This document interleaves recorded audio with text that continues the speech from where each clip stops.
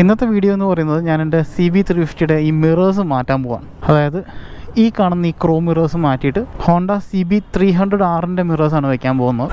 ഈ ഒരു Chrome element പോകുന്നേ ഉള്ളൂ. എനിക്ക് ക്രോം എലമെൻറ്റ് സത്യം പറഞ്ഞാൽ വലിയ താല്പര്യമില്ല. CB350 RS ആണെങ്കിലും ഹൈനസ് ആണെങ്കിലും ഉപയോഗിക്കുന്നവർക്കറിയാം എൻ്റെ മിററിൻ്റെ വ്യൂ അത്രയ്ക്ക് അങ്ങോട്ട് പോരാ എന്നുള്ളത്. ഞാൻ ഇങ്ങനത്തെ ഒരു ബ്ലൈൻഡ് സ്പോട്ട് മിറർ 2 തവണ വാങ്ങി വെച്ചതാണ്. ഇപ്പോൾ റൈറ്റ് സൈഡിലുണ്ട്, ലെഫ്റ്റ് സൈഡിൽ പോയി.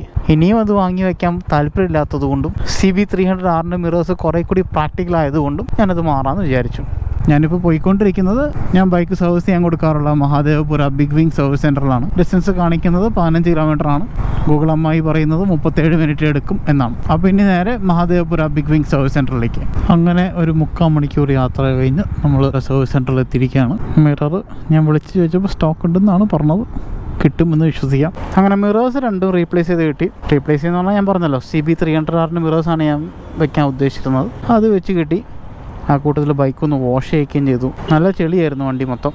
ആ കൂട്ടത്തിൽ എൻ്റെ മോഡൽ ബൈക്കുകൾക്ക് എന്തോ ഒരു റീപ്ലേസ്മെൻറ്റ് ഉണ്ടായിരുന്നു, ബ്രേക്ക് സ്വിച്ചിൻ്റെ. അതും റീപ്ലേസ് ചെയ്ത് കിട്ടി.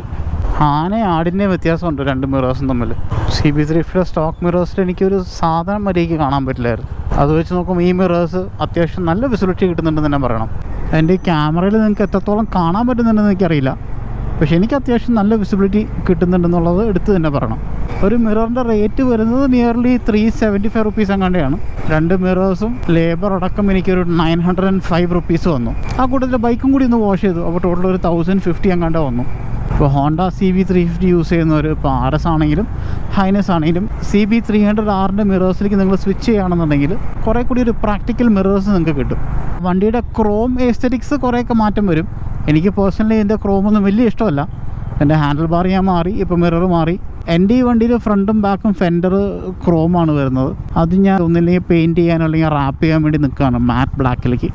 എന്നെപ്പോലെ ക്രോം വലിയ ഇഷ്ടമില്ലാത്ത ആൾക്കാർക്ക് ഈ മിറേഴ്സ് മാറിക്കഴിയുമ്പോൾ വിഷ്വലി ഒരു ചെറിയ വ്യത്യാസം എന്തായാലും ബൈക്കിലുണ്ടാവും. പലരും ബജാജ് അവെഞ്ചറിൻ്റെ മിറേഴ്സ് യൂസ് ചെയ്യുന്നത് ഞാൻ കണ്ടിട്ടുണ്ട്.